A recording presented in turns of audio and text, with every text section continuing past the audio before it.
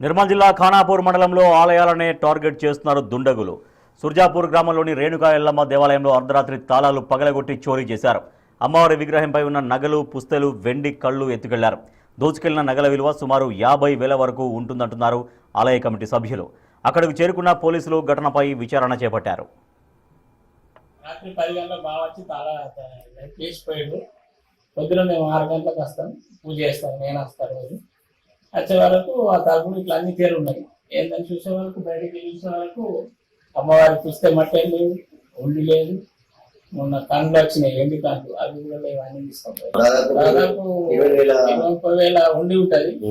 ఇది 1 గ్రామున్నర పుస్తేలో 4 గ్రాముల మట్టెలు, 20,000 అది బంగారం 1 గ్రాము 15,000 ఉంటుంది కదా. కళ్ళు, ఎండి కళ్ళు 50,000 ఆల్రెడీ తీసుకొచ్చారు. చూసి వెంటనే పోలీసు వాళ్ళకు వస్తే ఎస్ఐ గారు వచ్చి చూసి పోయి ఏముంటుంది